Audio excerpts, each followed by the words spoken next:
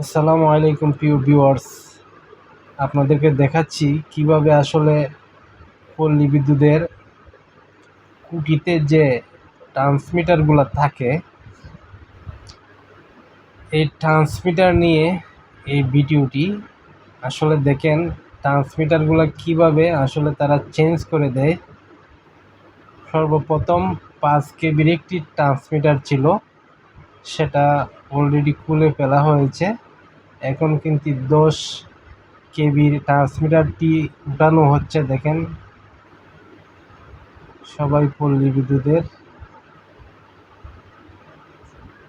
দেখেন কিভাবে আসলে তাদের সিস্টেম কিন্তু অসাধারণ।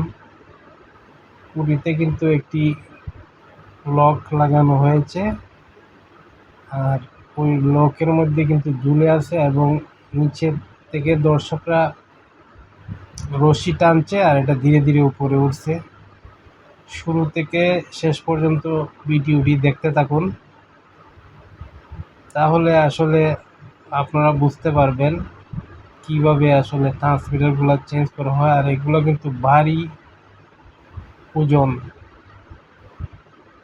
তার সিস্টেমই তাকে উঠানো হতে হবে। দেখেন অলরেডি যে বাইটি আসলে এই ট্রান্সমিটারটি ফিটিং করবে তার কাছে অলরেডি চলে গেছে। দেখেন ধীরে ধীরে সেন্টারে নেওয়া হচ্ছে। সবুজ প্রকৃতির মধ্যে খুব সুন্দর লাগছে আসলে। অলরেডি মনে হয় সেন্টারে বসে গেছে। এখন কিন্তু বল্টু সেটিং করা হবে। আর সেফটি বেল্ট আছে, সমস্যা নেই। সেফটি বেল্ট অবশ্যই সব সময় ইউজ করতে হবে। যে কোনো কাজে যেন আমরা সেফটি ফার্স্ট, তারপরে আমাদের কাজ। দেখেন অলরেডি ফিটিং হয়ে যাচ্ছে 10 কেবির ট্রান্সমিটার। আসলে আমার এই ভিডিওটি দেখে যদি আপনাদের ভালো লেগে থাকে অবশ্যই লাইক কমেন্ট দিয়ে আমার পাশে থাকবেন। আমি চেষ্টা করব আপনাদেরকে নতুন নতুন ভিডিও আপনাদের মাঝে উপস্থাপনা করার জন্য।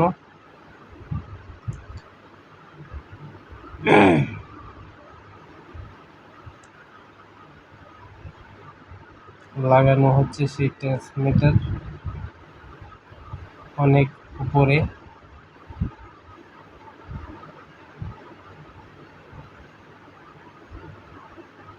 5 কেবির ট্রান্সমিটার নিচে নামানো হয়েছে এবং 10 কেবির ট্রান্সমিটারটি বসানো হচ্ছে। আগের যে কিন্তু দ্বিগুণ লোড নেবে।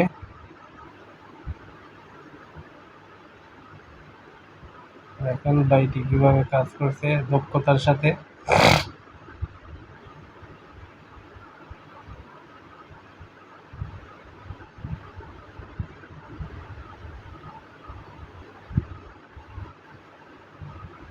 প্রচণ্ড রুদ্র, প্রচণ্ড গরম, তারপরও যারা যে কর্মস্থলে আছে তাদের কর্মস্থল চালিয়ে যেতে হবে, যারা যে কাজে আছে তাদের কাজকর্ম চালিয়ে যেতে হবে। এটাই স্বাভাবিক, এটাই আসলে সিস্টেম।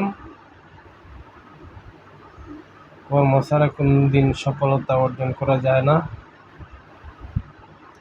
কর্ম অবশ্যই ছোট বড় সবাইকে করতে হবে।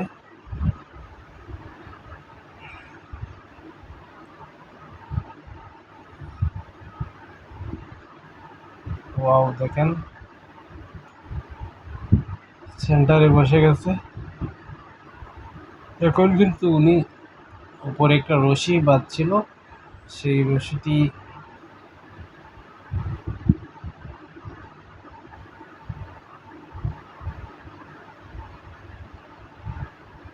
তুলে নিবে।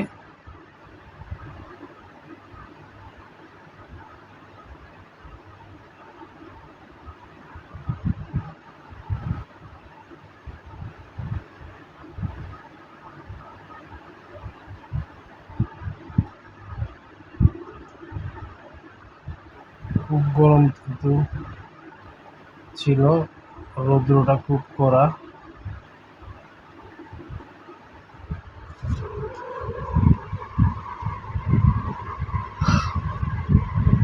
আমি কিন্তু আজকে প্রথম দেখছি যে ট্রান্সমিটার কিভাবে আসলে চেঞ্জ করা হয়।